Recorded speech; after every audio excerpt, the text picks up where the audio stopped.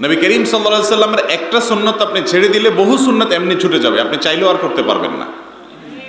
যেহেতু রাতে তাড়াতাড়ি শোয়ার সুন্নত বিদায় হয়ে গেছে, আমরা এটার উপর আমল করি না, এই জন্য ফজর আমরা চাইলেও পড়তে পারি না। যারাও পড়ি তারাও কি পড়ি কিছু জানি না, আন্দাদুন্দা শুধু হাতাইতে হাতাইতে পড়ি, কারণ পড়ে এসে আবার মরার মতো ঘুম দিতে হবে। সকালের ঘুম এটা প্রশংসনীয় ঘুম না। অসুস্থ মানুষ, রাতভর কোনো কারণে কাজ করতে হয়েছে, তিনি ঘুমাবেন ভিন্ন কথা, কিন্তু আমরা বেশিরভাগ মানুষ এখন অভ্যস্ত হলাম যে সকালের ঘুম তো যাইতেই হবে, ঠিক না বে ঠিক? কাইলুলা হলো সুন্নত, দুপুরের ঘুম সেটা নাই। খেয়াল করেন সুন্নতগুলো কিভাবে একটা একটা করে সমাজ থেকে দূরে সরে। রাতে তাড়াতাড়ি শোয়া সুন্নত সেটা নাই, সকালে জেগে থাকা সুন্নত সেটাও নাই, আবার দুপুরে ঘুম সেটাও নাই, মানে সব উলট পালট। দুপুরে ঘুমানো সুন্নত, তখন আমরা ধুমসে কাজ করি, আর সকালে জেগে থাকা সুন্নত, তখন আমরা ধুমসে ঘুমাই। সন্ধ্যায় তাড়াতাড়ি ঘুমাইতে হবে, তখন আমরা জেগে থাকি। ভোরে তাড়াতাড়ি উঠতে হবে, তখন আমরা ঘুমায় থাকি। পুরো লাইফস্টাইলটাকে শয়তান এমন ভাবে করেছে যে কোনোভাবে যেন জান্নাতে আমরা যেতে না পারি। এটা যদি আমরা বুঝতে পারি এবং সেটাকে আমলে আনতে পারি তাহলে কাজ হবে। আমার কথা ঠিক বলে লাভ নাই, আমল করার চেষ্টা করবো তো ইনশাআল্লাহ। আমি বহু দিনদার, বহু এমন মুসলমানকে বলে দেখেছি যে দিনের সব বিষয় পালন করার চেষ্টা করে, মাশাআল্লাহ। 5 ওয়াক্ত সালাত আদায় করেন, হালাল হারাম বাজ বিচার করে চলেন, অন্য সব আমল করতে পারে, কিন্তু রাতে তাড়াতাড়ি শোয়ার আমলটা এটা বড় চ্যালেঞ্জিং আমল। অনেক নেক মানুষও পারে না। আবার কিছু মানুষ দেখেছি আলহামদুলিল্লাহ, তারা এই সুন্নতকে জিন্দা করেছে। এসার পরে তাদের জগৎ বন্ধ হয়ে যায়, মোবাইল অফ হয়ে যায়, তারা ঘুমায় পড়েন, দিন দুনিয়া দুইটার কল্যাণ হয়। ভাইরা আমার, রাতে তাড়াতাড়ি শোয়া এটা নবী করিম সাল্লাল্লাহু আলাইহি সাল্লামের এমন আমল ছিল, এই আমলের খেলাফ তিনি করতেন না সচরাচর। আর সকালের যে টাইমটা, ফজরের পরের টাইম, ভোরের সময়, এই সময়ের জন্য তিনি দোয়া করতেন, আল্লাহুম্মা বারিক লি উম্মতি ফি বুকুরিহা। আল্লাহ, সকালবেলার সময়টা, ভোরবেলার সময়টাতে আমার উম্মতকে আপনি বরকত দিয়েন। নবীজি বরকতের দোয়া করছেন। ও ছাত্র ভাই, রাত 12টা পর্যন্ত না পড়ে রাতে তাড়াতাড়ি শুয়ে যান, ভোর রাতে উঠে পড়া ধরেন, দেখবেন পড়াতে বরকত হবে, কারণ নবীজি দোয়া করে গেছেন। ও দোকানদার ভাই, রাতে গভীর রাত পর্যন্ত দোকানদারি না করে, বাজারে ঘোরাফেরা না করে, ও চাষি ভাই, রাতে গভীর রাত আড্ডা না মেরে সকালবেলা যদি কাজে যান, তো নবী সাল্লাল্লাহু আলাইহি সাল্লাম সকালবেলার এই সময়ের জন্য বরকতদের জন্য দোয়া করছেন। আর আমরা ঘুমায় থাকি, তাহলে আমার ঘুমের ভিতরে অলসতার মধ্যে বরকত হয়, আমাদের জিন্দেগিতে কোনো বরকত নাই। এই তিনটা কথাগুলো আল্লাহ তাআলা আমাদেরকে হজম করার তৌফিক দান করুন। আমল করবেন তো ইনশাআল্লাহ, পাক্কা নিয়ত করেন। একদিনে পারবেন না, আস্তে আস্তে চেষ্টা করেন। আপনি রাত্রে তাড়াতাড়ি শোয়ার আমল করেন, আমি চ্যালেঞ্জ দিয়ে বলতে পারি আপনি ইনশাআল্লাহ অচিরেই তাহাজ্জুদ গুজার হইতে পারবেন। তাহাজ্জুদের আমল আলেমদের থেকেও বিদায় নিয়ে গেছে, আমাদের থেকেও বিদায় নিয়ে গেছে, সাধারণ মুসলমানদের মধ্য থেকে বিদায় নিয়ে গেছে। অথচ কোন মানুষ আল্লাহর সাথে ঘনিষ্ঠ সম্পর্ক করতে চায়, আল্লাহর খুব কাছাকাছি যেতে চায়, আল্লাহর খুব নৈকট্য অর্জন করতে চায়, আল্লাহর খুব প্রিয় পাত্র হতে চায়, আর তাহাজ্জুদ পড়ে না, এটা কোনোদিনই সম্ভব হতে পারে না। কিন্তু তাহাজ্জুদ কিভাবে পড়বেন রাত 12টা 1টা শুলে? সম্ভব না অসম্ভব? ভাইরা আমার, তাহাজ্জুদের সালাত যদি আপনি পড়তে চান, নামাজ পড়তে চান, সন্ধ্যা রাত্রে তাড়াতাড়ি শুয়ে পড়েন। এমনকি রাতের খাবারটা পর্যন্ত এশার নামাজের আগে খাওয়া উত্তম, ভালো সুন্নাহ, যাতে করে এশার পরে আর কি না থাকে, খাবারের জন্য কোনো ঝামেলা না থাকে। দেখেন নবী করিম সাল্লাল্লাহু আলাইহি ওয়াসাল্লামের সারা জিন্দেগির লাইফস্টাইল ছিল এটা, সারা জিন্দেগির লাইফস্টাইল। এশার আগে খেলে কি লাভ হয় দেখেন, আমরা সাধারণত কি করি, এশার নামাজ পড়ে বাড়িতে যেয়ে জামা কাপড় খুলে টেলিভিশনটা অন করে টক শো, মিষ্টি শো দেখতে দেখতে আমরা এবার আস্তে ধীরে খাই, খাইয়ের পরে ধপাস করে শুয়ে যায়, যার কারণে পেটগুলো বাড়তে থাকে, চর্বি বাড়তে থাকে, স্বাস্থ্য ধ্বংস হয়, ইমিউন নষ্ট হয় শরীরে। আর যদি আপনি সুন্নত অনুযায়ী এশা এবং আশা দুইটা যখন একত্র হবে, আশাটাকে আগে করবেন, আশা মানে রাতের খাবার, এটা যদি আগে খান, এরপর যদি এশা পড়েন, আপনি খাওয়ার পরে হেঁটে হেঁটে মসজিদে যাবেন, 4 রাকাত ফরজ, 2 রাকাত সুন্নত, 3 রাকাত বিতির, কমের পক্ষে এই নামাজগুলো যদি আপনি পড়েন, কয়বার উঠবস হবে? আপনার এই খাবারগুলো হজম হবে কি হবে না? এরপরে আপনি যখন আবার বাসায় আসবেন, হেঁটে গেলেন, হেঁটে আসলেন, যদি দোতলা তিনতলা হয় তাহলে সিঁড়ি ভাঙলেন, তাহলে আপনার পুরো খাবারগুলো হজম হবে কি হবে না? এরপর আপনি যখন ঘুমোতে যাবেন, এই ঘুমটা হবে আপনার জন্য স্বাস্থ্যকর। এখন ডাক্তাররা বলেন খাইয়াই শুয়ে পড়েন না। ওলামা একরাম আগে থেকে বলতেন চেহেল কদমি করেন, একটু হাঁটাহাঁটি করেন খাওয়ার পরে, যাতে হজম হয়। সুন্নাহর ভিতরে কল্যাণ আছে, সুন্নাহ না মানার ভিতরে কোনো কল্যাণ নাই। আল্লাহ তাআলা আমাদেরকে আমল করার তৌফিক দান করুন। ভোর রাতে যখন আমরা ফজরের জন্য উঠব, তার আগে শয়তান আমাদের কপালে গিরা দেয়, গিরা। আপনারা হাদিস শুনেছেন, নবী করিম সাল্লাল্লাহু আলাইহি সাল্লাম বলেছেন, মানুষ যখন শোয়, মুসলমান যখন শোয়, ইমানদার যখন শোয়, তখন তার কপালে 3টা গিরা দেয় ইবলিসে। এই গিরাগুলো দেখা যায় না, অদৃশ্য গিরা শয়তানে দেয়। সেই যে গিরাগুলো দেয়, এই গিরাগুলো দেওয়ার উদ্দেশ্য হলো তাকে আলস্য সৃষ্টি করা, অলসতা সৃষ্টি করা। আর কপালে কেন গিরা দেয় আল্লাহ ভালো জানে। তবে যে আকুপ্রেশার, আকুপাঞ্চার যে ট্রিটমেন্ট পদ্ধতি আছে, মানুষের শরীরের বিভিন্ন জায়গায় মাসাজ করে করে যে ট্রিটমেন্ট করা হয়, এই ট্রিটমেন্টের একটা পলিসি হলো, সিস্টেম হলো, যার ঘুম আসে না তার এই কপালে মেসেজ করলে ঘুম আসে। আপনি নিজে দেখেন, আমি বহু দেখছি। যখন ঘুম আসবে না, বাচ্চাদের বিশেষ করে ঘুম আসে না, বা আপনার অন্য কারোর ঘুম আসে না, কপালে বিশেষ করে বুড়ির এখানে মেসেজ করলে চোখটা আস্তে করে বন্ধ হয়ে আসে। তো এটা তো এখন আজকাল আকুপ্রেশারের এই ট্রিটমেন্টের পদ্ধতি থেকে জানলাম, কিন্তু নবী করিম সাল্লাল্লাহু আলাইহি সাল্লাম সেই 1450 বছরের হাদিস দেখেন, আপনি যাতে ভোর রাতে ঘুমে একদম মরার মতো ঘুমান, ঘুম যাতে গভীর হয়, ফজর যাতে পড়তে না পারেন, এজন্য কপালে 3টা গিরা দেয় ইবলিসে। কয়টা গিরা দেয়? গিরা দেয়। গিরা দেওয়ার উদ্দেশ্য হলো ঘুমটা ভালো করে আসা, ম্যাসাজের কাজ করতে পারে, বলতে পারেন। এরপর যখন মানুষ শোয়, ওই যে শয়তান যেহেতু গিরা দিচ্ছে, এই জন্য ফজরের সময়, বিশেষ করে শীতের সময়, মনে হয় যে মুয়াজ্জিনের আজান শোনার পর অ্যালার্ম দিয়ে রাখছেন, ফজর নামাজ পড়বেন, অ্যালার্ম বাজার পর মনে হয় এই আরামের ঘুম ছেড়ে কম্বলটা থেকে উঠলে মনে হয় লাইফটা শেষ হয়ে যাবে, এখনই মরে যাবো মনে হয়, এত ঠান্ডা। ইবলিস এসে কানে কানে বলে যে এই শীত, এই ঠান্ডার মধ্যে উঠলে একদম শেষ হয়ে যাবে। তখন কম্বল মুড়ি দিয়ে আরো আরাম করে ঘুমাই আমরা, ঠিক না? ঠিক। নবী করিম সাল্লাল্লাহু আলাইহি সাল্লাম বলেছেন, আমার কথা না। ইবলিস তখন এসে বলে রাত এখনো অনেক বাকি আছে, আর একটু ঘুমাও। মোবাইলে আপনি অ্যালার্ম দিয়ে রাখছেন জামাতের আর 15 মিনিট বাকি আছে, তারপরে অ্যালার্মটা বন্ধ করে চিন্তা করেন 15 মিনিট তো আছে, আর 5টা মিনিট ঘুমাই। এই অসুবিধাটা আপনাদের হয় কি হয় না? আমার তো হয়।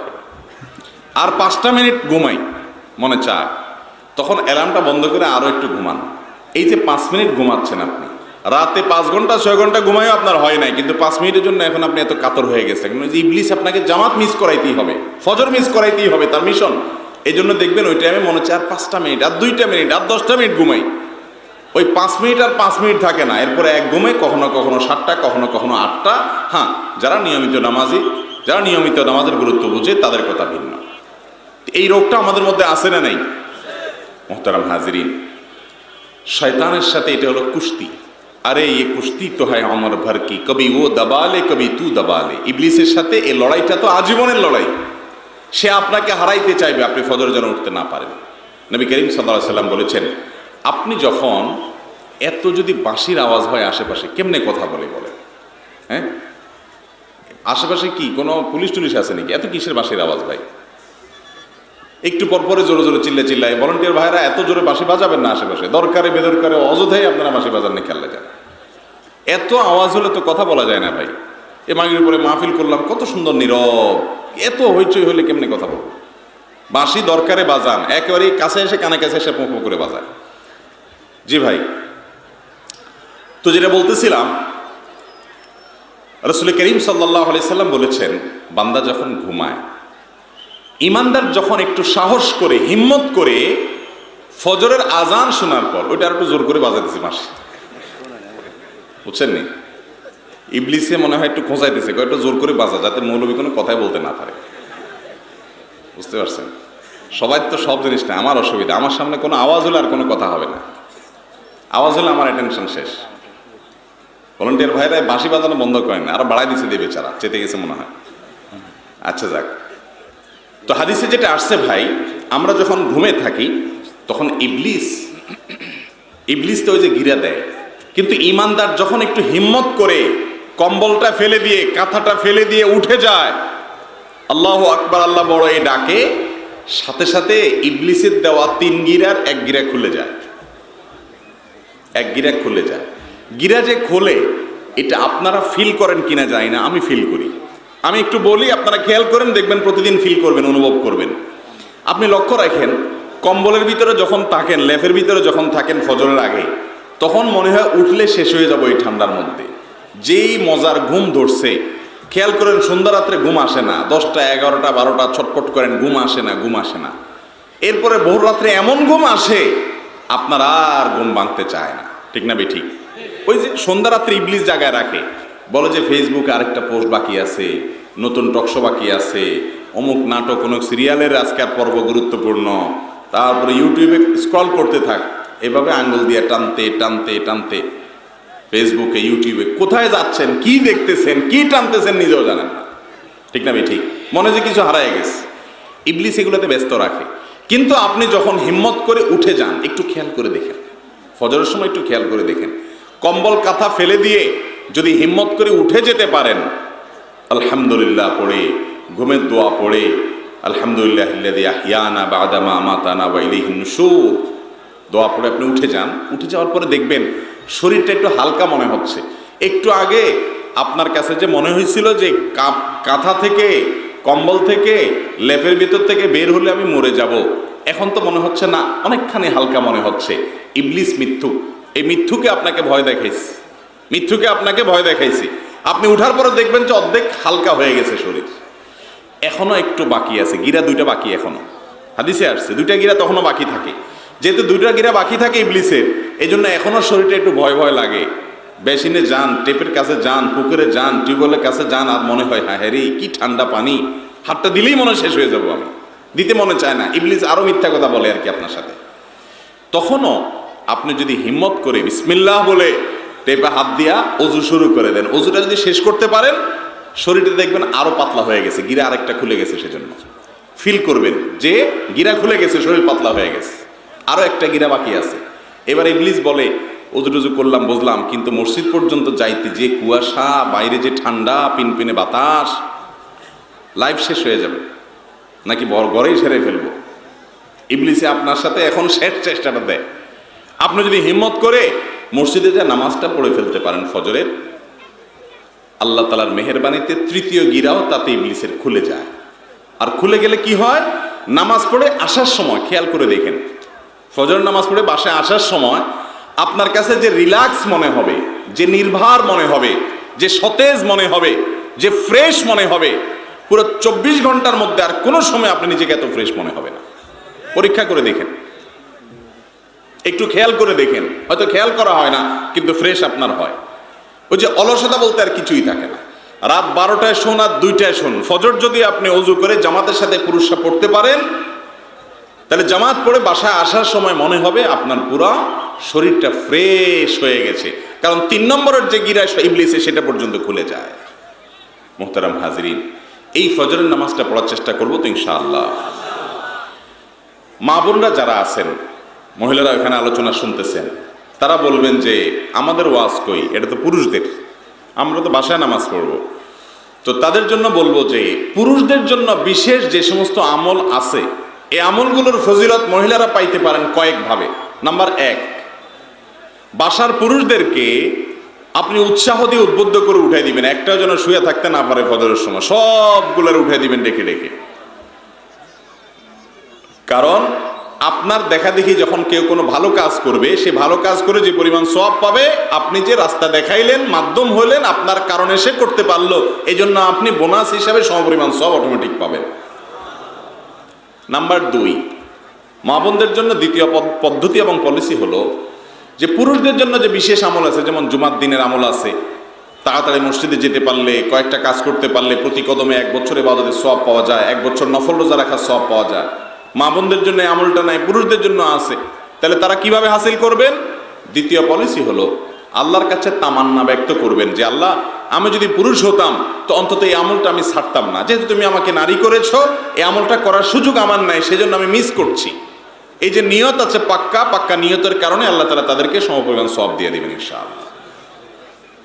নাম্বার 3, এই বিষয়ে যে বক্তব্য, কোরআন হাদিসের আয়াত রেফারেন্স আমরা শুনবো, সেগুলো যখন অন্যদেরকে শেয়ার করব, অন্যদেরকে জানাবো, আমার জানানো, আমার শেয়ার করা থেকে, আমার বলা থেকে, আমার আলোচনা থেকে, আমার দাওয়াত থেকে যদি কোনো পুরুষ আমল করে, তাহলে তার ফলেও মান দাল্লা ইলা খাইরিন ফালাহু মিসলু আজরি ফাইলিহি মিন গায়রি আন ইউনকাসা মিন আজরিহি শাইআ।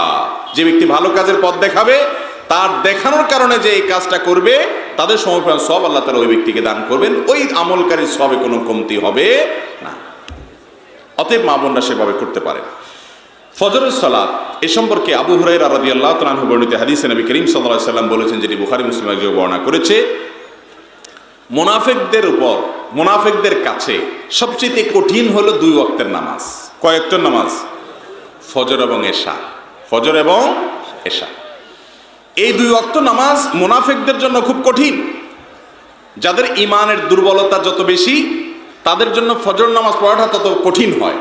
আর যার ইমান যত স্ট্রং হয়, ফজর নামাজ পড়াটা তার জন্য সহজ হয়। এই জন্য আগেই বলেছি, আপনি আপনার এলাকার এই ক্লাসের, এই ক্যাটাগরির মুসলমান যদি দেখতে চান, ফার্স্ট ক্লাসের ইমানদার যদি দেখতে চান, ফজর নামাজে চলে যান। যে মানুষগুলো ফজর নামাজে হাজির হয়, এই মানুষগুলো হলো মুসল্লিদের মধ্যে, মুসলমানদের মধ্যে এ ক্লাসের মুসলমান। যদি তার অন্য কোনো ত্রুটি বিচ্ছুতি থাকে, সে হারাম খায়, অন্য কোনো হারামের সাথে সম্পর্ক থাকে, সেটা ভিন্ন বিষয়, তার কারণে সে আল্লাহর কাছে জবাবদিহিতার মুখোমুখি হবে। কিন্তু নামাজের দিক থেকে সে শ্রেষ্ঠ নামাজি, যে নামাজি ফজর নামাজ জামাতে হাজির হয়। আমাদের অনেক ভাইরা আছেন, দিন প্রচারের কাজ করেন, দাওয়াতের কাজ করেন, ফেসবুকে, অফলাইনে, অনলাইনে। উনি 12টা পর্যন্ত দাওয়াতের কাজ করেন, কিন্তু ফজরের সময় ওনাকে মসজিদে পাওয়া যায় না। আমি এরকম বহুত দাওয়াতের কাজ আলাকে ধরছি, বড় দাওয়াতের কাজ করে, ফজরের সময় হাজির নাই। কিরে ভাই, তোমার ফজর কই গেছে? আমতা আমতা করে। এই দাওয়াতের 2 পয়সার কোনো মানে আছে? এটা হলো শয়তানের নেক্সুরতে ধোঁকা। আপনার ফজর মিস হবে, সেই দাওয়াত দিতে ইসলাম আপনাকে বলে নাই। যে মাহফিল রাত 2টা পর্যন্ত করে যায় শুয়ে যাবেন, এরপরে আপনার ফজর পড়তে পারবেন না, এই মাহফিল মুহাম্মদ রাসূলুল্লাহ সাল্লাল্লাহু আলাইহি ওয়াসাল্লাম শেখানো মাহফিল না। এই মাহফিল থেকে উম্মতের হেদায়েত হবে না। আছে না নাই অনেক জায়গায় 2টা, 2:30, 3টা পর্যন্ত মাহফিল হয়, এরপরে যায় ঘুম দেয়, 1 ঘুমে 9টা পর্যন্ত শেষ, ফজর মিস। আল্লাহ তাআলা আমাদেরকে হেদায়েত দান করুন। তো ফজর নামাজের 10টি ফজিলত এবং মর্যাদা। এর প্রথমটি হলো যে ফজর নামাজ পড়তে পারা এটা ইমানদারের আলামত। কার আলামত? মজবুত ইমানের আলামত, শুধু সাধারণ ইমানদার না। কারণ হাদিসে আসছে, ফজর নামাজ এটা মুনাফিকের জন্য খুব কঠিন হয়, এশাও তার জন্য কঠিন হয়। যদি ইমানদাররা জানতো, মানুষরা যদি জানতো যে ফজরের নামাজে আর এশার নামাজে কি ফজিলত, কি মর্যাদা আছে, লাতাউহুমা ওয়ালাউ হাবওয়ান, তাহলে হামাগুড়ি দিয়ে হলেও তারা ফজর নামাজে হাজির হতে কেউ তাদেরকে দূরে রাখতে পারতো না। নবী করিম সাল্লাল্লাহু আলাইহি ওয়াসাল্লাম বলেছেন এই হাদিসের শেষাংশে এসে, আমার মনে চায় ফজর নামাজের পরে আমি যুবকদেরকে বা মুয়াজ্জিনকে বলি যে সে আজান দিবে, তারপর একামত দিবে, এরপরে আমি আগুন জ্বালাবো এবং দেখব কারা নামাজে আসে নাই ফজরে। যারা ফজরে আসে নাই, শুয়ে রয়েছে, তাদের বাড়ি, তাদের ঘর, এগুলো আমার মনে চায় যে আগুনে জ্বালাই দেই। তিনি আগুনে জ্বালান নাই, জাস্ট বুঝাইতে চাইছেন যে ফজর নামাজে উপস্থিত না হই ওই টাইমে ঘুমায় থাকা বা বাসায় ডুমায় ডুমায় পুরুষ মানুষ হইয়া নামাজ পড়া, এটা এরকম অপরাধ যে অপরাধের কারণে আগুনে পোড়ানো, আগুনে শাস্তি দেওয়ার মতো অপরাধ নবী সাল্লাল্লাহু আলাইহি ওয়াসাল্লাম দেন নাই, দিতে বলেনও নাই, শুধু বোঝার জন্য বলেছেন। তাহলে এই হাদিস থেকে বোঝা গেল ফজরের নামাজটা বিশেষ করে এটা ইমানদার, পাক্কা ইমানদারের আলামত। আর ফজর পড়তে আপনার কষ্ট হয়, তাহলে আপনি নিজের সম্পর্কে নিজে মেপে নেন যে আপনার ভিতরে মুনাফিকি আছে, কপটতা আছে, ইমানের দুর্বলতা আছে, যার কারণে ফজর আপনি পড়তে পারেন না। আল্লাহ তাআলা আমাদের ইমানকে মজবুত করার তৌফিক দান করুন। নাম্বার 2, ফজর নামাজের দ্বিতীয় ফজিলত হলো যে এই নামাজটা যদি কেউ জামাতের সাথে পুরুষরা পড়তে পারেন, মা বোনরা ওয়াক্ত মতো বাসায় পড়তে পারেন, তো এই ব্যক্তি আল্লাহর জিম্মায় চলে যায়। আল্লাহ তাআলা তার সারাদিনের জন্য ইন্স্যুরেন্সের জিম্মাদার আল্লাহ তাআলা হয়ে যান, আল্লাহ তাআলার জিম্মাদারিতে চলে যায়। তার কোনো আকস্মিক বিপদ থেকে আল্লাহ তাকে হেফাজত করেন। এই সম্পর্কে সহিহ মুসলিমের হাদিসে আসছে, নবী সাল্লাল্লাহু আলাইহি ওয়াসাল্লাম বলেছেন, মান সাল্লাল ফজরা মান সাল্লাস সুবহা ফাহুয়া ফি জিম্মাতিল্লাহ। যে ব্যক্তি সকালের নামাজ অর্থাৎ ফজর নামাজ পড়বে সে ব্যক্তি আল্লাহর জিম্মায় চলে যায়, আল্লাহ তাআলা তার জিম্মাদার হয়ে যান। নাম্বার 3, ফজর নামাজের তৃতীয় ফজিলত হলো যে ব্যক্তি ফজর নামাজে হাজির হয় এই ব্যক্তির জন্য স্বয়ং আল্লাহ রাব্বুল আলামিনের ফেরেশতারা আল্লাহর কাছে নেককার হিসাবে, আমলদার হিসাবে, মুত্তাকি হিসাবে, পরেজগার হিসাবে, খাঁটি ইমানদার হিসাবে ফেরেশতারা গিয়ে আল্লাহর কাছে সাক্ষ্য দেয়, ফেরেশতাদের সাক্ষ্য পাওয়া যায়। এ সম্পর্কে বুখারী মুসলিম একদিকে বর্ণনা করেছে যে নবী করিম সাল্লাল্লাহু আলাইহি সাল্লাম বলেছেন, ইয়াতাআকাবুনা ফীকুম মালায়েকাতুম বিল-লাইল ওয়া মালায়েকাতুম বিন-নাহার। তোমাদের কাছে, জমিনবাসীর কাছে, দুনিয়াবাসীর কাছে আসমান থেকে কিছু ফেরেশতা আসেন দিনের দায়িত্ব পালনের জন্য, কিছু ফেরেশতা আসেন সন্ধ্যার সময় রাতের দায়িত্ব পালন করার জন্য। ওয়ায়াজতামিউনা ফি সালাতিল ফজর, আর তারা সকালের সময়টাতে একত্রিত হয়। যারা রাতে বান্দার আমলের দায়িত্ব এবং আল্লাহ তাআলার দেওয়া বিভিন্ন দায়িত্ব পালন করে ফেরেশতারা যারা আকাশে উঠে যান, তারা ফজরের সময় রাতের ডিউটি শেষে উঠে যান, আর দিনের ডিউটি পালন করতে আসারা তারা এই টাইমে নামেন। তো এই টাইমে তারা মুখোমুখি হয়, দেখা দেখি হয়, এবং একই সময় আসরের সময় আবার তাদের দেখা দেখি হয়, অর্থাৎ দিন শেষে। সুম্মা ইয়ারজুল্লাযীনা বাতু ফীকুম, যারা রাতে তোমাদের মাঝে ফেরেশতারা দায়িত্ব পালন করতে ছিলেন, ফায়াস আলুহুম রব্বুহুম, তারা যাওয়ার পর তাদেরকে তাদের রব জিজ্ঞেস করে, আল্লাহ জিজ্ঞাসা করে, ওহু আলম বিহিম, আল্লাহ জিজ্ঞেস করার দরকার, আল্লাহ তো সবকিছু জানেন, তারপরেও তিনি জিজ্ঞাসা করেন তাদেরকে সাক্ষী করার জন্য, কাইফা তারাকতুম ইবাদি, হে আমার ফেরেশতারা, তোমরা যারা রাত বান্দার আমল দেখেছো, তোমরা আমার বান্দাকে কি অবস্থায় রেখে এসেছো? তখন ফায়াকুলুন, তারা বলে, তারাকনাহুম ওয়া হুম ইউসাল্লুন, তারা যায় বলে, আল্লাহ আমরা আপনার বান্দাদেরকে রেখে আসছি এমত অবস্থায় যে তারা মসজিদে পুরুষরা জামাতের সাথে, মহিলারা বাসায় ওয়াক্ত মতো যায় নামাজে তারা নামাজ আদায় করছে, ইবাদতরত অবস্থায় দেখে আসছি। ওয়া আতাইনাহুম ইউসাল্লুন, আবার যখন এসেছি আসরের সময় বিকেলে তখন তারা নামাজ পড়ছে। এই জন্য ফজর এবং আসরের গুরুত্ব আবার বিশেষ তাৎপর্য রাখে, বিশেষ গুরুত্ব রাখে। এই হাদিস থেকে বোঝা গেল যে ব্যক্তি ফজরের জামাতে হাজির হয় এই ব্যক্তি নেককার, মুসল্লি, আমলদার, নামাজি, এই কথার সাক্ষ্য স্বয়ং ফেরেশতারা আল্লাহর কাছে দিতে থাকে। নাম্বার 4, যে ব্যক্তি ফজর নামাজ নিয়মিত পড়ে, জামাতের সাথে আদায় করে, পুরুষ মহিলারা বাসায় ওয়াক্ত মতো আদায় করেন, তাদের জন্য আল্লাহ রাব্বুল আলামিন সারা রাত জেগে ইবাদতের সওয়াব আমলনামে লিখে দেন। রাতভর ঘুমাইছেন আপনি, শুধু এশাটা পড়ে ঘুমাইছেন জামাতের সাথে আর ফজরটা জামাতের সাথে পড়ছেন, এই দুইটা কাজ করার কারণে সারা রাত জেগে ইবাদতের সওয়াব আপনার আমলনামে লেখা হবে। নবী করিম সাল্লাল্লাহু আলাইহি ওয়াসাল্লাম ওসমান ইবনে আফফান রাদিয়াল্লাহু আনহু বর্ণিত হাদিসে বলেছেন, এটিও মুসলিমে বর্ণিত হয়েছে যে মান সাল্লাল ইশা ফি জামাআহ, যে ব্যক্তি এশার নামাজ জামাতের সাথে পড়লো, ফাকান্নামা কামা নিসফাল লাইল, কেমন যেন সে রাতের অর্ধেক দাঁড়িয়ে ইবাদত করলো, তাহাজ্জুদ পড়লো। ওমান সাল্লা সুবহা ফি জামাআহ ফাকান্নামা সাল্লাল লাইলা কুল্লাহ, আর যে ব্যক্তি ফজর নামাজ জামাতের সাথে পড়লো কেমন যেন সে সারা রাত জেগে দাঁড়িয়ে তাহাজ্জুদ নামাজ পড়লো, সেরকম সওয়াব তার আমলনামায় থাকবে, অটোমেটিক সওয়াব আপনি ফজরটা জামাতের সাথে পড়তে পারলে। নাম্বার 5, ফজরের নামাজ জামাতের সাথে আদায়কারী ব্যক্তির জন্য কিয়ামতের দিন আল্লাহ রাব্বুল আলামিন বিশেষ নূরের ব্যবস্থা করবেন ভাই। যেদিন চতুর্দিকে শুধু গুটগুটে অন্ধকার থাকবে, যেদিন কেউ কারোর থাকবে না, লা ইয়াজজি নাফসুন আন নাফসিন শাইআ, সেদিন কেউ কারোর উপকারে আসবে না। এই কঠিন দিনে চতুর্দিকে গুটগুটে অন্ধকার থাকবে কিয়ামতে। এক হাদিসে আসছে, আপনারা জানেন যে মাথার খুব কাছাকাছি সূর্য অবস্থান করবে, সেটা কিয়ামতের একটা অবস্থা। আরেকটা অবস্থা হবে যে জুলুমাত, বহুমুখী অন্ধকার থাকবে। এই অন্ধকারের সময়টাতে কিছু কিছু আমল আছে, এই আমলগুলো আলোর কাজ দিবে। তার মধ্যে একটা হলো জুমার দিনে সূরা কাহাফ, এটা আলোর কাজ দিবে। আরেকটা আমল হলো এই ফজর নামাজ জামাতের সাথে যারা পড়বে এদের জন্য এটা আলোর কাজ দিবে। এই সম্পর্কে নবী করিম সাল্লাল্লাহু আলাইহি ওয়াসাল্লামের হাদিস বর্ণিত হয়েছে আবু দাউদ এবং তিরমিজিতে। তিনি ইরশাদ করেছেন, বাশশিরিল মাশাঈনা ফি যুলামি ইলাল মাসাজিদ, তুমি সুসংবাদ দিয়ে দাও ওই মানুষগুলোকে যে মানুষগুলো ভোরের অন্ধকারে হেঁটে হেঁটে মসজিদে চলে যায়, সাপ আছে কিনা, কুকুর ডিস্টার্ব করে কিনা, বিপদ হয় কিনা, কুয়াশা ঠান্ডায় লাগে কিনা, বাতাসে কষ্ট হয় কিনা, আরামের ঘুম ছেড়ে দিয়ে শয়তানের গিরা উন্মুক্ত করে খুলে দিয়ে হিম্মত করে ইমানি সাহস নিয়ে যে ব্যক্তি হাঁটতে হাঁটতে সকালের অন্ধকারকে এড়িয়ে মসজিদে চলে যায় ফজরের নামাজে, তাকে তুমি সুসংবাদ দাও বিন্নুরি তাম্মে ইয়াউমাল কিয়ামা, কিয়ামতের দিন আল্লাহ তাআলা তাকে যে আলো দিবেন, সে আলোটা কোনো ছোটখাটো আলো হবে না, পূর্ণাঙ্গ ঝকঝকা আলো তার জন্য আল্লাহ তাআলা ব্যবস্থা করবেন। এবং যে ব্যক্তি ভালো করে ওযু করে, ওই ব্যক্তির জন্য আল্লাহ রাব্বুল আলামিন কিয়ামতের দিন বিশেষভাবে আলোর ব্যবস্থা করবেন। নবী সাল্লাল্লাহু আলাইহি সাল্লাম বলেছেন, ফামান আরাদা আন ইউতিলা গাররাতুহু ফালইয়াফআল। ওযুর জায়গাগুলো বান্দার, এই উম্মতের জন্য এটা বৈশিষ্ট্য যে কিয়ামতের ময়দানে এগুলো উজ্জ্বল হয়ে জ্বলজ্বল করে জ্বলতে থাকবে। অতএব যে ব্যক্তি তার উজ্জ্বলতা বাড়াতে চায়, সেই জন্য উত্তম রূপে ওযু করে। এই জন্য ওযু সম্পর্কিত হাদিসগুলো দেখবেন, আসবিগুল ওযু, আসবিগুল ওযু, ওযু ভালোভাবে করো, হাদিসে নির্দেশ। এই জন্য আমরা আরেকটি ফজিলতের কথা জানলাম যে কিয়ামতের দিন ফজর নামাজ আদায় করে ব্যক্তির জন্য এই নামাজটা আলোর কাজ দিবে, নূরের কাজ দিবে, পূর্ণাঙ্গ নূরের কাজ দিবে। নাম্বার 6, যারা ফজর নামাজ আদায় করবে, আল্লাহ রাব্বুল আলামিন কিয়ামতের ময়দানে তাদেরকে তাদের মালিকের সঙ্গে সাক্ষাতের, আল্লাহ তাআলার দিদারের তৌফিক নসিব করবেন। আল্লাহ তাআলা আমাদের সবাইকে এই সৌভাগ্য হাসিল করার তৌফিক দান করুন। এই সম্পর্কেও জারির ইবনে আব্দুল্লাহ বা জারির রাদিয়াল্লাহু তাআলা বর্ণিত হাদিস, যেটি বুখারী মুসলিমে যে বর্ণনা করেছে, সেখানে নবী করিম সাল্লাল্লাহু আলাইহি সাল্লাম বলেছেন, ইন্নাকুম সাতারাউনা রাব্বাকুম কামা তারাউনা হাযাল কামার।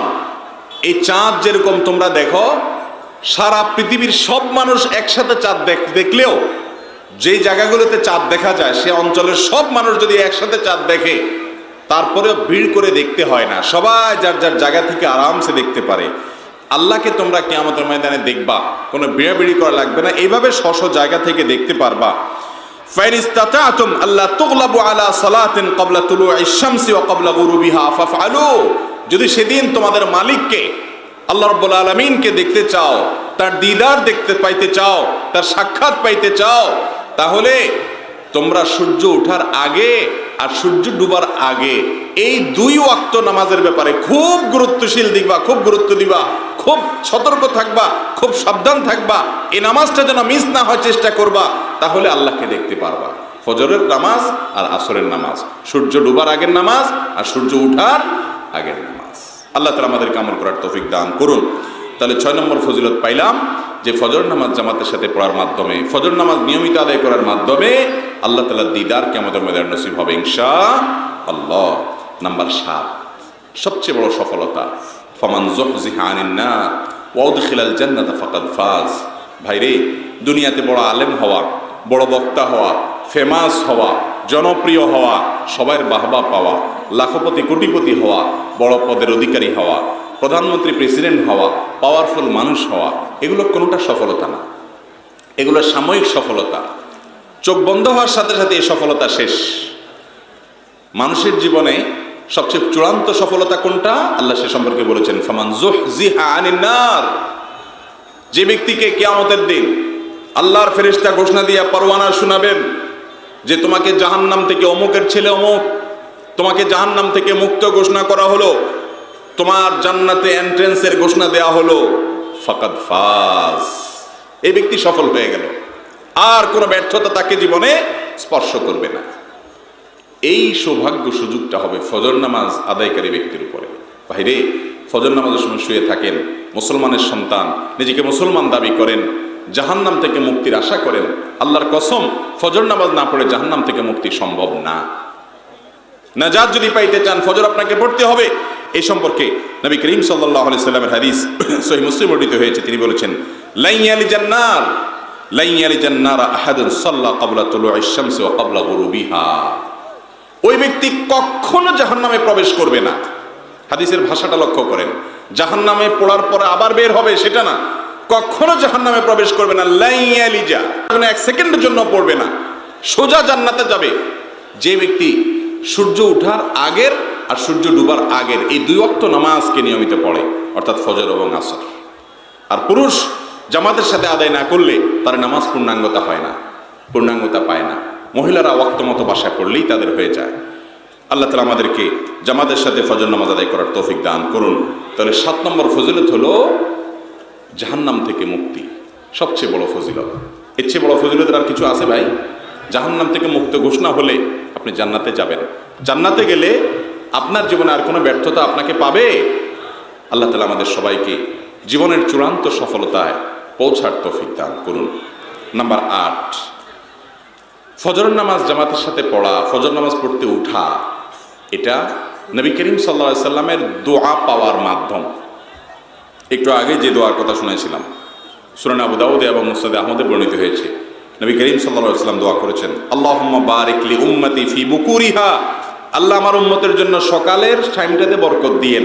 আপনি ফজর নামাজ জন্য উঠলেন মানে সকালবেলা ইবাদতে উঠলেন, আপনার জন্য বরকতে দোয়া করেছেন কে? স্বয়ং নবী করিম সাল্লাল্লাহু আলাইহি ওয়াসাল্লাম।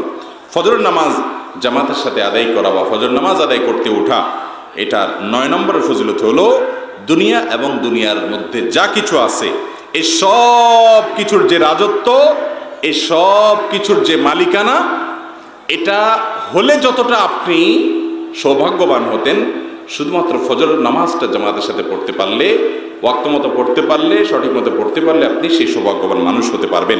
এ বিষয়ে সহিহ মুসলিম হাদিসে বর্ণিত আছে, নবী সাল্লাল্লাহু আলাইহি ওয়াসাল্লাম বলেছেন, রাকাতাল ফজর খায়রুম মিনাদ দুনিয়া ওয়া মা ফিহা, এই দুনিয়া এবং দুনিয়াতে যত কিছু আছে সবগুলোর মালিক একজন হয়ে গেছে, আরেকজন 2 রাকাত ফজরের নামাজ পড়ার তৌফিক পেয়েছে। এই দুজনের মধ্যে যে 2 রাকাত ফজরের নামাজ পড়ার তৌফিক পেয়েছে সে বেশি সৌভাগ্যবান, সে বেশি খুশনসিব, সে বেশি আল্লাহ তাআলার প্রিয় বান্দা এবং সে বেশি ধনী ওই দুনিয়া এবং দুনিয়ার মধ্যকার সবকিছুর মালিক হওয়ার চাইতে। কত বড় ইবাদত, কত বড় ফজিলতপূর্ণ বিষয়। আর এই জন্যই তো শয়তান 3টা গিরা দেয়, এই জন্যই তো শয়তান আপনার হাত পা টিপে যাতে আপনি ফজরে উঠতে না পারেন, এই জন্যই তো শয়তান রাত 12টা 1টা পর্যন্ত জাগায় রাখে যাতে আপনি ভোরে উঠতে না পারেন, অন্য নামাজ পড়েন আর না পড়েন, ফজরটা যাতে পড়তে না পারেন, শয়তানের সবচেয়ে বড় মিশন। আর আপনি মুসলমান হিসাবে, জান্নাতের পথযাত্রী হিসাবে আপনার সবচেয়ে বড় মিশন হবে আমার যে কোনো মূল্যে ফজরটা জামাতের সাথে পুরুষ পড়তে হবে, মহিলারা ওয়াক্ত মতো পড়তে হবে। চেষ্টা করা যাবে না ইনশাআল্লাহ? আল্লাহ তাআলা আমাদেরকে আমলের তৌফিক দান করুন। 10 নম্বর এবং সর্বশেষ হলো ফজর নামাজের মাধ্যমে অন্তরের যে প্রশান্তি সেটা লাভ হয়, যেটা একটু আগে হাদিস আপনাদেরকে শুনালাম, বুখারী মুসলিমে একযোগে বর্ণনা করেছে যে নবী করিম সাল্লাল্লাহু আলাইহি ওয়াসাল্লাম তিনি ইরশাদ করেছেন, আমরা শোয়ার পর শয়তান 3টা গিরা দেয় আমাদের কপালে। এই গিরাগুলো দেয় আলস্য সৃষ্টি করার জন্য, আমাদেরকে ঘুমে ঘোরে রাখার জন্য, এবং ভোরবেলা যাতে আমরা উঠতে না পারি সে আমাদেরকে বিভিন্নভাবে ফুসলাইতে থাকে, বলতে থাকে না অনেক টাইম বাকি আছে এখনো। আর এই টাইমটাতে যদি আমরা চ্যালেঞ্জ নিয়ে একটু উঠে যেতে পারি, নামাজ পড়তে পারি, তাহলে সেক্ষেত্রে উঠে গেলে একটা গিরা খুলে যায়, শরীর পাতলা হয়ে যায়, ওযু করে ফেললে আরেকটু পাতলা হয়ে যায়, আর জামাতের সাথে নামাজটা পড়তে পারলে বা নামাজটা আদায় করতে পারলে পুরোপুরি পাতলা হয়ে যায়। এরপরে যেটা হয়, হাদিসে নবী সাল্লাল্লাহু আলাইহি ওয়াসাল্লাম বলেছেন, ফাআসবাহা নাশীতান নাফস, ফজর নামাজ পড়ার পর ওই ব্যক্তি এমন হয় যে মানসিকভাবে সবচেয়ে ফ্রেশ, হাসি খুশি, তার সারাটা দিন ভালো লাগে। আর এর বিপরীতে যদি ফজর নামাজ না পড়ে শুয়ে থাকে, 8টা 9টা 10টার দিকে উঠে, ফাআসবাহা কাসলান খাবিসান নাফস, তাহলে সে অলস এবং তার মনের দিক থেকে সে নোংরা, আপনার নানা রকম বিষণ্ণতা, এটা নিয়ে তার সারাদিন কাটে, তার দিনটা ভালো যায় না। ইমানদার ফজর নামাজ পড়লে সারাটা দিন তার ফ্রেশনেসের সাথে যায়, আন্তরিকতার সাথে যায়, ভালোভাবে যায়, আল্লাহ তাআলাকে সন্তুষ্ট করতে পারে। আমরা ইনশাআল্লাহ ফজর নামাজ জামাতের সাথে পড়বো না ইনশাআল্লাহ সবাই? 10টি ফজিলতের কথা বললাম ভাই, এক নজরে আবার বলে দিচ্ছি। প্রথম ফজিলত হলো ফজর নামাজ পুরুষরা জামাতের সাথে, মহিলারা ওয়াক্ত মতো সুন্দরভাবে আদায় করাটা, এটা ইমানদার হওয়ার লক্ষণ, মুনাফিক এটা পারে না। নাম্বার 2, যে ব্যক্তি ফজর নামাজ পড়ে ঠিকঠাক মতো সে আল্লাহর জিম্মায় চলে যায়, আল্লাহ তাআলা তার জিম্মাদারি নিয়ে নেন। নাম্বার 3, ওই ব্যক্তির জন্য, ফজর নামাজ আদায় ব্যক্তির জন্য আল্লাহর ফেরেশতারা সে ভালো মানুষ, নামাজে পড়ছে, নামাজি ছিল, এই সাক্ষ্য আল্লাহ তাআলা ফেরেশতারা আল্লাহর কাছে দেন। নাম্বার 4, ফজর নামাজ জামাতের সাথে পড়লে, এশার নামাজ জামাতের সাথে পড়লে সারা রাত জেগে ইবাদতের সওয়াব পাওয়া যায়। নাম্বার 5, কিয়ামতের ময়দানে অন্ধকার ভয়াবহতার সময় এই নামাজ তার জন্য পূর্ণাঙ্গ নূর এবং আলোর কাজ দেয়। নাম্বার 6, যে ব্যক্তি ফজর নামাজ পড়ে ঠিকঠাক মতো, সেই ব্যক্তি আল্লাহ রাব্বুল আলামিনকে দেখতে পারে, সাক্ষাৎ করতে পারে, আল্লাহর সঙ্গে সাক্ষাৎ হয়, আল্লাহর দিদার নসিব হয় কিয়ামতে। এবং 7 নম্বর হলো জাহান্নাম থেকে মুক্তির পরোয়ানা ঘোষণা করা হয় ফজর নামাজ আদায়কারী ব্যক্তির জন্য। 8 নম্বর হলো নবী করিম সাল্লাল্লাহু আলাইহি সাল্লামের দোয়ার ভাগীদার হয়, তিনি দোয়া করেছেন সকালের সময়টার জন্য, এই সময়টাতে যারা কাজ করবে, নেক আমল করবে তাদের জন্য। আর 9 নম্বর হলো দুনিয়া এবং দুনিয়ার মধ্যবর্তী সব কিছুতেই 2 রাকাত ফজর নামাজ বেশি উত্তম, বিধায় 2 রাকাত নামাজ পড়তে পারা, অর্থাৎ ফজরের নামাজটা পড়তে পারা, এটা গোটা দুনিয়ার মালিক হওয়ার চাইতে বেশি শ্রেষ্ঠ। এই শ্রেষ্ঠত্বের মর্ম দুনিয়াতে বুঝে আসবে না, মৃত্যুর পরে চোখ বন্ধ হওয়ার পরে বুঝে আসবে ইনশাআল্লাহ। 10 নম্বর হলো ফজর নামাজ জামাতের সাথে পড়তে পারলে মানসিক প্রশান্তি হাসিল হবে ইনশাআল্লাহ। সবাই নিয়ত করবো তো ইনশাআল্লাহ। যারা যারা নিয়ত করছেন এখন থেকে ফজর নামাজটা পুরুষরা জামাত মিস করবো না, খুব সময় মতো আদায় করব, অ্যালার্ম দিয়ে রাখবো, বন্ধু বান্ধবকে বলবো ফোন দিয়ে জায়গা দেওয়ার জন্য, মুরব্বীদেরকে বলবো আমাদেরকে ডেকে দিবেন, যে কোনো ভাবে হোক মিস হতে দেব না। এটা আমার জীবনে একটা বড় চ্যালেঞ্জ হিসাবে নিলাম। এটা যারা নিয়ত করছেন একটু হাতগুলো তুলে দেখেন আল্লাহ তাআলাকে। আল্লাহ আপনি আমাদের সবাইকে আপনি কবুল করে নিন। আমরা সবাই যেন ফজরের নামাজ জামাতের সাথে পড়তে পারি সেই তৌফিক দান করুন।